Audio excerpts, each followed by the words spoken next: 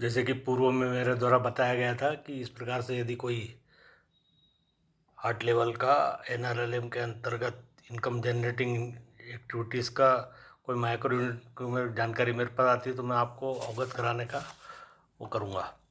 इस तारतम्य में आज गोडंबी मगज का मेरे को जो प्राप्त हुआ है उसके बारे में आपको थोड़ा बता रहा हूँ।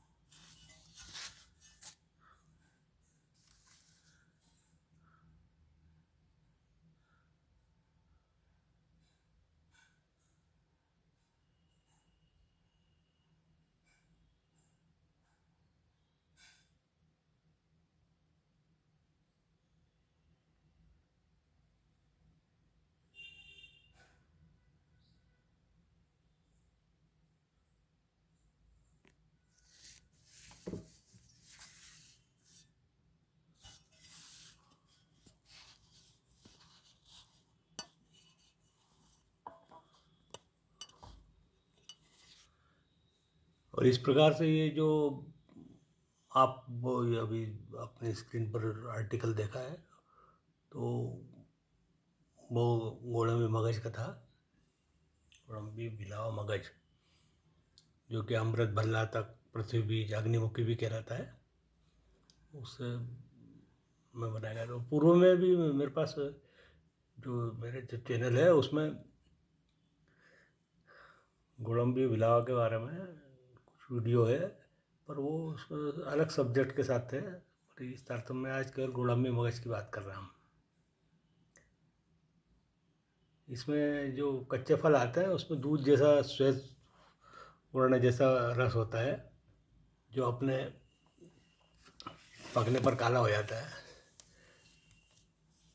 छोटे बालक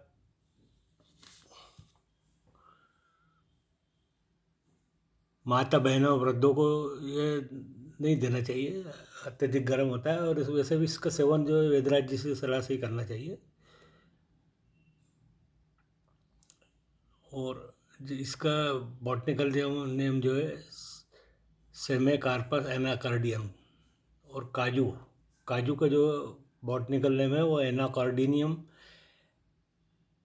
एक्सीडेंटेलर। और पुर्तगाली जो शब्द है काजू जो है वो केजू से आया है, केशू नट, इस प्रकार से।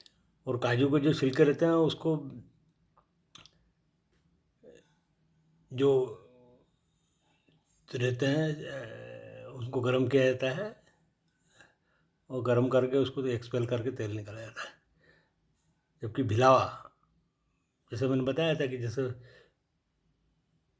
स्टेट टूर में जब गए थे तो आंगनवाड़ी में हमने देखा था प्रोजेक्ट, वो कैसे तेल निकालते हैं उसके बारे में वीडियो में पूर्व में बताया था। मैं पुनः इसको बता रहा हूँ आपको।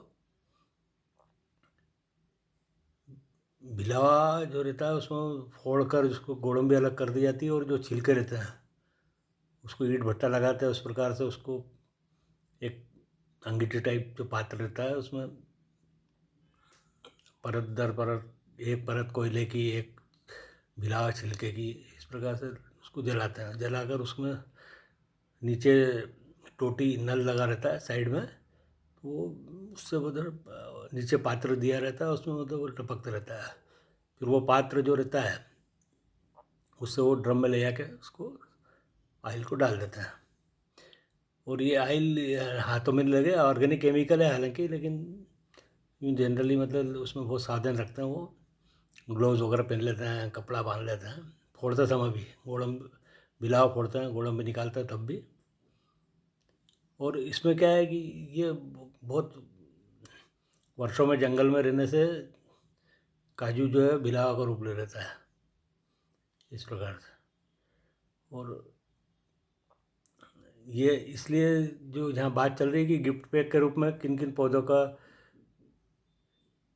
दिया जा सकता है, तो उसमें काजू का पौधा बजाय बिलावा के पौधे के पैक में देने हेतु अधिक उपयुक्त है। और भी जैसे मैंने बताया था कि लक्ष्मी तरू, सफ़ेद मूसली, चारोली, धावड़ा, कुल्लू आदि का भी गिफ्ट पैक रूट प्लांट के दिए जा सकते हैं। और उसमें क्या है 3 in 1, जो 100 ग्राम सीड रहती है विथ 1 किलो ऑर्गेनिक फर्टिलाइजर और रूट प्लांट इन कप्स, ये 3 in 1 एक ही स्टॉल पर रखकर सोया सतू अपने बेच सकते हैं। और सोया सतू जो रहते हैं अपने वो रुचि एवं सुविधा अनुसार रूट प्लांट नर्सरी लगाकर उसको कर सकते हैं। सीड कलेक्शन जंगल से कर सकते हैं या शहरी क्षेत्र के SHG जो ऑनलाइन भी बुला सकते हैं। समय का ध्यान रखें और ये टाइम बाउंड मैनर में ही कार्य करें बहुत ही। और ब्रांडेड सीड पैक ही देवे सीड एक्ट का पालन करते हुए। स्टिकर वाले जो कप्स का वीडियो मैं दे चुका हूँ और मार्केटिंग घर के सामने ही स्टार लगाकर या ऑनलाइन सरस आदि प्लेटफॉर्म पर किया जा सकता है। हाईवेज के पास जो सी-मार्ट बन रहे हैं उसमें भी ये बिक्री हेतु उपलब्ध कराया जा सकता है। SHG के जो मेले लगते हैं वहाँ पर भी। और आज केवल गोडम्बी के बारे में बात कर रहे हैं तो गोडम्बी का जो ब्रांडेड पैक 100 ग्राम के रूप में अमनवाड़ी का मतलब कालांतर मैंने बाद में रिटायरमेंट के बाद मतलब जैसे उधर जाने का योग आया है तो विजिट किया था तो उस समय बताया था उनको कि भाई इस प्रकार से पैक करो आप 100 ग्राम का। शुरू में आपने देखा ना उसका एक वो इसके नमूना था सैम्पल एग्जामिनेशन वीडियो के शुरू में जो बताया गया था उसमें क्या क्या सावधान रखना चाहिए जैसे मैंने बता दिया था उसमें, क्योंकि वो अत्यधिक गर्म इसका होता है। और दूसरा इसका जो तेल है ना भिलावे का जो निकलता है छिलका का वो अलग, वो उसका मुंबई में पेस्ट कंट्रोल के नाम से जाता है। और ये जो गोडम्बी का जो तेल रहता है वो ऐसा बताया जाता है कि USA में केमियोथेरेपी के इंजेक्शन में इसका उपयोग किया जाता है। जनरल नॉलेज के रूप में दें इसे कृपया। और इसके बाद जो गोडम्बी रहती है उसको भी सेवन किया जाता है।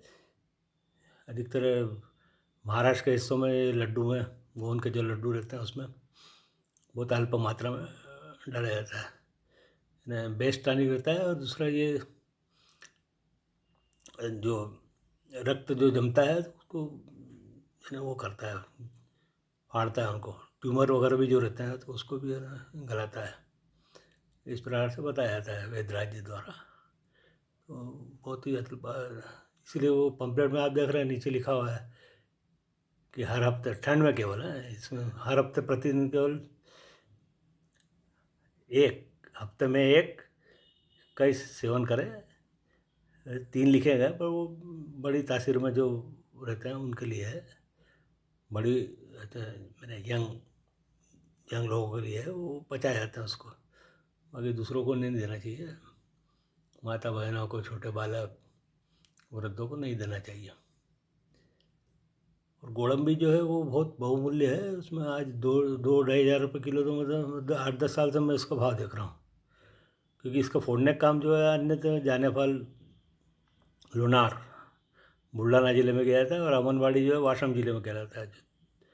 तत्कालीन उस समय हमने जो विजिट किया था उस समय अकोला जिला था। तो ये गोडम्बी।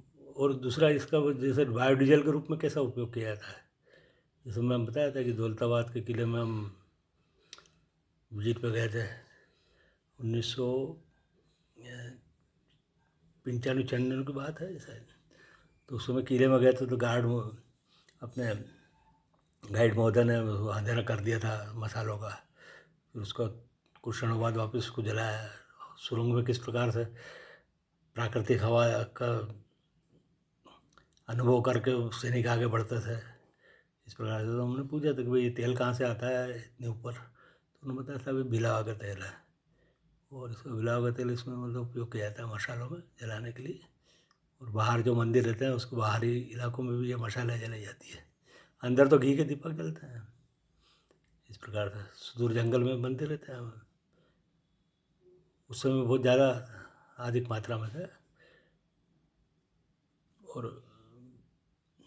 गोडम्बी मगज भिलावे से जो निकाली जाती है उसका ये आज वीडियो था और आपने इतना वीडियो देखा इतना समय दिया, अतः आपको बहुत बहुत धन्यवाद।